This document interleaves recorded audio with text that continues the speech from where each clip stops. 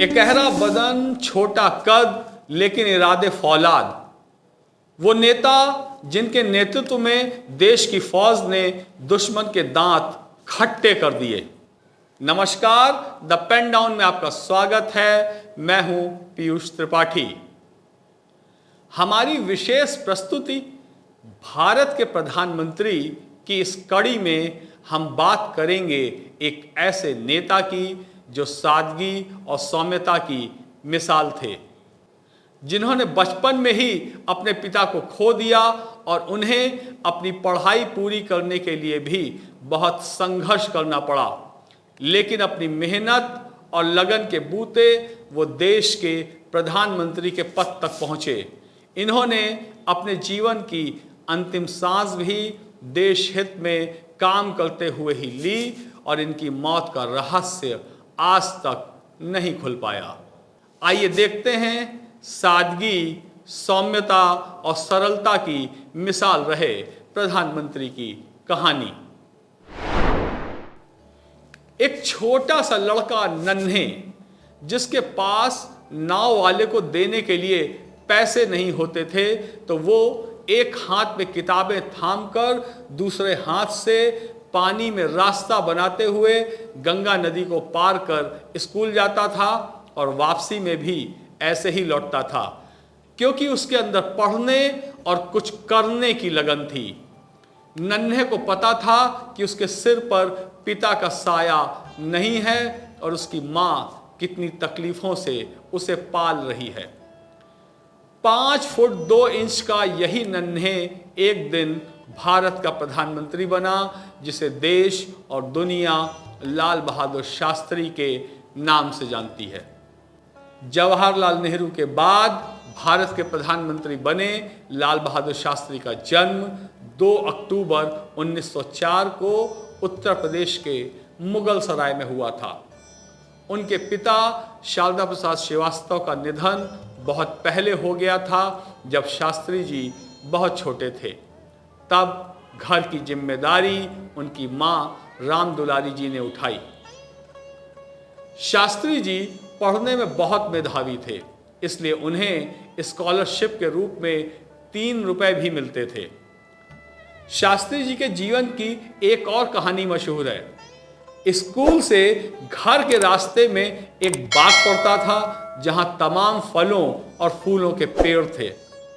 शास्त्री जी के दोस्त वहां से फल और फूल तोड़ते थे।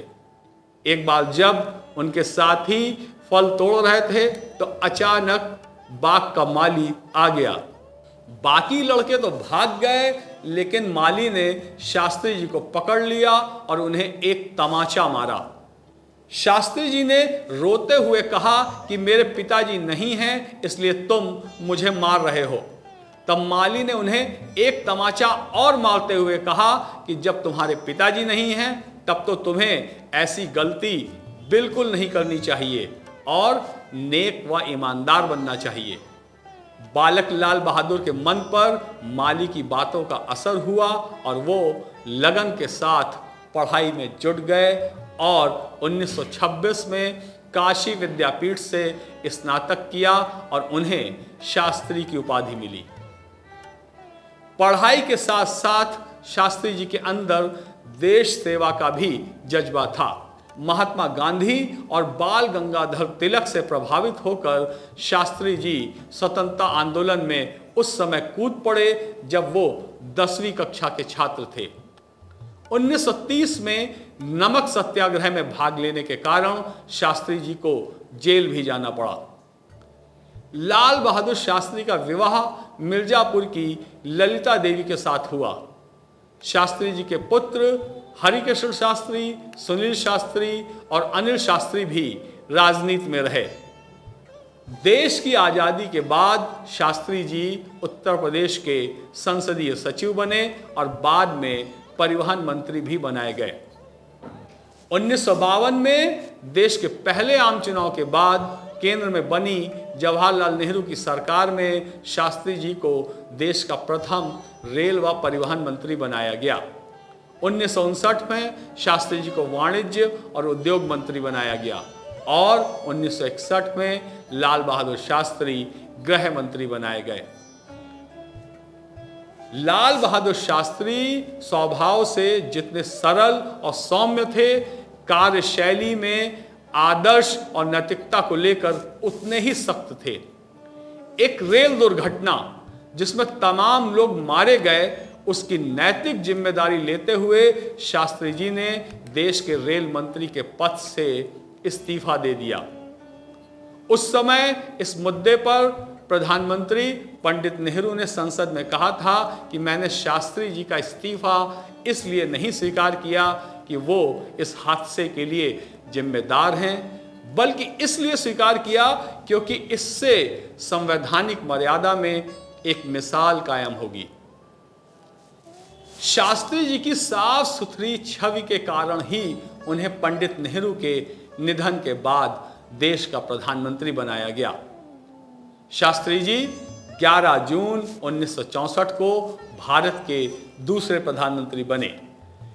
प्रधानमंत्री बनने के बाद प्रथम संवाददाता सम्मेलन में शास्त्री जी ने कहा था कि उनकी शीर्ष प्राथमिकता खाद्यान्न मूल्यों को बढ़ने से रोकना है।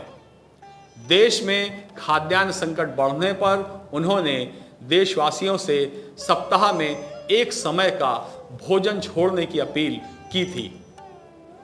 दरअसल भारत पाकिस्तान युद्ध में जब पाकिस्तान कमजोर पड़ने लगा तो उसने अमेरिका से हस्तक्षेप की गुहार लगाई। अमेरिका के राष्ट्रपति लिंडन जॉनसन ने प्रधानमंत्री शास्त्री को धमकी दी कि अगर आपने पाकिस्तान के खिलाफ लड़ाई बंद नहीं की तो हम आपको जो लाल गेहूं भेजते हैं उसकी सप्लाई बंद कर देंगे। उस समय भारत में गेहूं का उत्पादन बहुत अधिक नहीं था। स्वाभिमानी शास्त्री जी को यह बात चुभ गई और उन्होंने देश में उपजे खाद्यान्न संकट से निपटने के लिए देशवासियों से एक समय का खाना छोड़ने की अपील की और देशवासियों ने भी शास्त्री जी की अपील को सिर माथे लिया और तमाम लोगों ने एक समय उपवास करना शुरू कर दिया। 1965 में पाकिस्तान ने अचानक भारत पर हमला कर दिया। राष्ट्रपति द्वारा बुलाई गई आपात बैठक में जब तीनों सेना अध्यक्षों ने प्रधानमंत्री शास्त्री से पूछा कि सर क्या हुक्म है, तो शास्त्री जी ने कहा कि आप देश की रक्षा कीजिए और मुझे बताइए कि क्या करना है। इस युद्ध में भारतीय सेनाओं ने पाकिस्तान के दांत खट्टे कर दिए और पाकिस्तान को युद्ध बंद करने पर मजबूर होना पड़ा। पूरे देश में शास्त्री जी के नेतृत्व की प्रशंसा होने लगी। लड़ाई बंद होने के बाद शास्त्री जी ने राष्ट्र के नाम संदेश में पाकिस्तान को चेतावनी दी कि यदि पाकिस्तान दोबारा कश्मीर या किसी भी हिस्से पर हमला करने की कोशिश करेगा तो हम भी उचित जवाब देंगे। मैं साफ कह देना चाहता हूं कि अगर पाकिस्तान जम्मू और कश्मीर राज्य पर, जो भारत का अटूट हिस्सा है, या हमारे किसी और इलाके पर फिर से हमला करता है तो हम उसका पूरी ताकत और मजबूती से मुकाबला करेंगे। इस बारे में कोई संदेह और शक नहीं रहना चाहिए। ये हमारी पक्की नीति है और इस पर दृढ़ता मजबूती के साथ अमल किया जाएगा। गो कि दोनों मुल्कों की हथियार बंद फौजों के बीच लड़ाई बंद हो गई है, फिर भी यूनाइटेड नेशंस और दूसरे सब लोग जो दुनिया में शांति चाहते हैं, उनके लिए ये ज़रूरी है कि वे इससे जो गहरी लड़ाई है उसे भी बंद करें। ये लड़ाई एक मजहबी राज्य और एक गैर मजहबी या धर्मनिरपेक्ष राज्य की है। ये लड़ाई एक आज़ाद लोक राज्य फ्री डेमोक्रेसी का और एक नियंत्रित या ऊपर से चलाए जाने वाले लोक राज्य गाइडेड डेमोक्रेसी का है। इस युद्ध के बाद ही शास्त्री जी ने जय जवान जय किसान का नारा दिया। युद्ध विराम के समझौते पर हस्ताक्षर करने के लिए अमेरिका और रूस ने शास्त्री जी पर बहुत दबाव बनाया और किसी तरह उन्हें समझा बुझाकर ताशकंद बुला लिया। समझौता वार्ता में शास्त्री जी ने साफ कह दिया कि वो जीती हुई जमीन हरगिज नहीं लौटाएंगे, लेकिन काफ़ी जद्दोजहद के बाद अंतर्राष्ट्रीय दबाव बनाकर शास्त्री जी से ताशकंद समझौते पर हस्ताक्षर करा लिए गए।